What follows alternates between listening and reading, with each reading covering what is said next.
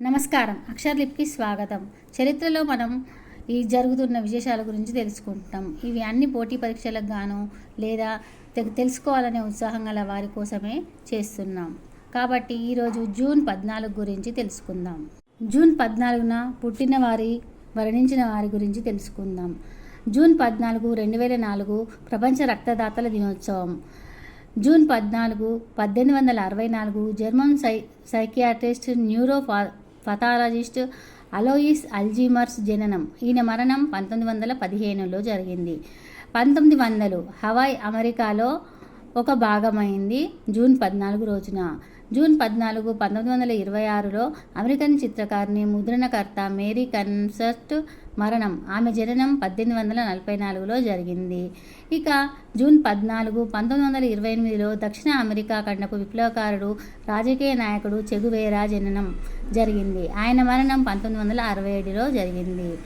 June 14, 1938లో మొట్టమొదటి super man పుస్తకం విడుదలయ్యింది. June 14, 1967లో భారతీయ పారిశ్రామికవేత్త ఆదిత్య బిర్లా గ్రూప్ అధ్యక్షుడు కుమార మంగళం బిర్లా జన్మించారు. 1964 జూన్ 14న జర్మనీ టెన్నిస్ క్రీడాకారిణి స్టెఫీ గ్రాఫ్ జననం జరిగింది. జూన్ 14, 1982లో ఫాక్లాండ్ దీవులు, సౌత్ జార్జియా, సౌత్ శాండ్విచ్ దీవుల రివల్యూషన్ రోజు. 1777లో అమెరికా పతాక దినోత్సవం జరిగింది. ఇక ఇందులో ప్రముఖమైన వ్యక్తి చెగువేరా గురించి కొన్ని విషయాలు తెలుసుకుందాం. Ernest Guevara June 14, 1928 October 9, 1967 Guevara El Che అని పిలుస్తారు. ఈయన ఒక అర్జెంటీనా మార్క్సిస్ట్ విప్లవకారుడు, వైద్యుడు, రచయిత, మేధావి, గెరిల్లా నాయకుడు, సైనిక సిద్ధాంతకుడు, క్యూబన్ విప్లవంలో ప్రముఖ వ్యక్తి. ఆయన మరణించిన తర్వాత అతడి విలక్షణ శైలి కలిగిన ముఖాకృతి ప్రపంచవ్యాప్తంగా విప్లవ భావాల సంస్కృతికి ప్రపంచ చిహ్నంగా మారింది. యుక్త వయసులో మెడికల్ విద్యార్థిగా ఉన్న చెగువేరా లాటిన్ అమెరికా అంతా పర్యటించారు. అక్కడ ఉన్న బీదరికం చూసి పరివర్తన చెందారు. ఈ పర్యటనలో అతని పరిశీలనలో దేశంలో దృఢంగా ఉన్న ఆర్థిక తారతమ్యాలు, ఏకస్వామ్య పెట్టుబడిదారీ వ్యవస్థ, నూతన వలసవాదం, సామ్రాజ్యవాద ఫలితమేనని తుది నిర్ణయానికి వచ్చారు. దీనికి ఒకే ఒక పరిష్కారం ప్రపంచ తిరుగుబాటు అని ఆయన భావించారు. ఈ నమ్మకం అతనిని అధ్యక్షుడు జకబో ఆర్బెజ్ గుజ్మన్ ఆధ్వర్యంలోని గ్యాటిమాలా యొక్క సాంఘిక సవరణలో పాలుపంచుకునేందుకు ప్రేరణనిచ్చింది. అంతిమంగా అధ్యక్షునిపై CIA ప్రోద్బలంతో జరిగిన పదవీచ్యుతిలో చెగువేరా యొక్క తీవ్రవాద భావజాలాన్ని దృఢపరిచారు. తర్వాత మెక్సికో నగరంలో నివసిస్తున్నప్పుడు అతను రౌల్ ఫిడెల్ కాస్ట్రోలను కలిశారు. వారి జూలై 26 ఉద్యమంలో చేరి US మద్దతు ఇచ్చిన క్యూబా యొక్క నియంత ఫుల్జెన్సియా బాటిస్టాను పదవీచ్యుతం చేసేందుకు గ్రాన్యాను అధిరోహించి క్యూబాను ఆక్రమించారు. చెగువేరా త్వరలోని విప్లవకారులో ప్రముఖుడై సైన్యంలో 2వ స్థానానికి పదోన్నతుడయ్యారు. బాటిస్టాను పాలనలను తొలగించడానికి చేసిన 2 సంవత్సరాల గెరిల్లా పోరాటంలో ఈయన ప్రముఖ పాత్ర వహించారు. క్యూబా తిరుగుబాటు తరువాత చెగువేరా నూతన ప్రభుత్వంలో అనేక ప్రధాన పాత్రలు పోషించారు.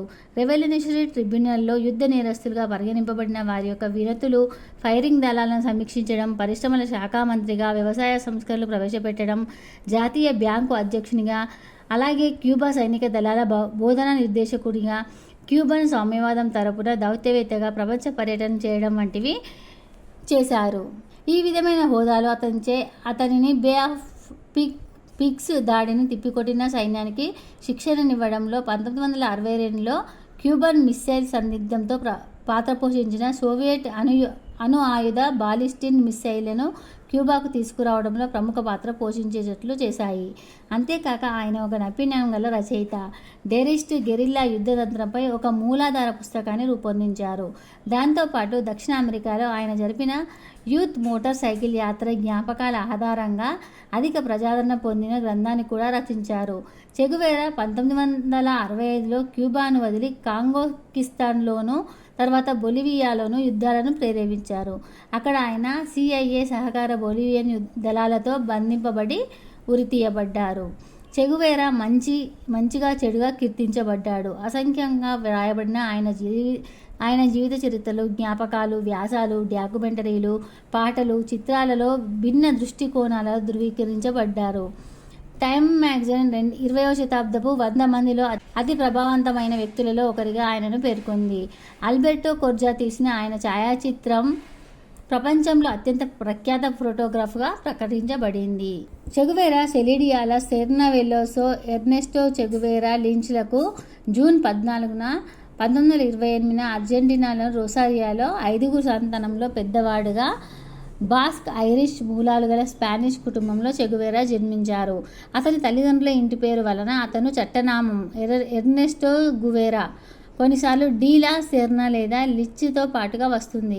విరామం లేని చే యొక్క స్వభావానికి సూచనగా ఆయన తండ్రి గమనించదగ్గ మొదటి విషయం, నా కొడుకు యొక్క నరాల్లో ప్రవహించే రక్తం ఐరిష్ తిరుగుబాటుదారులకు చెందినది అని ప్రకటించారు.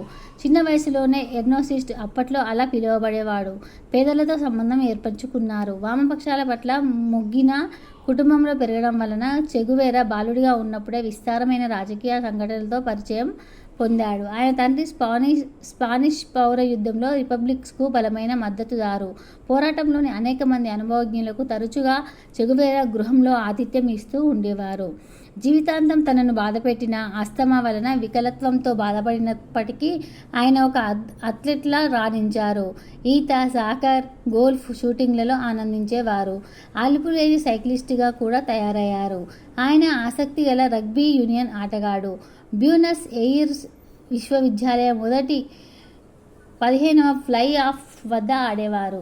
ఆయన రగ్బీ ఆట ఆయనకు ఫ్యూనర్ అనే మారుపేరు సంపాదించి పెట్టింది. అతని పాఠశాల సహాధ్యాయులు అతని చాంచో, పంది అనే మారుపేరుతో పిలిచేవారు, ఎందుకంటే ఆయన అరుదుగా స్నానం చేసేవాడు. వారం ఒకటే చొక్కా ధరించేవారు. చెగువేరా తన తండ్రి చెస్ ఆట నేర్చుకొని 12 సంవత్సరాల వయసు నుండే స్థానిక పోటీలలో ఆడటం ప్రారంభించారు.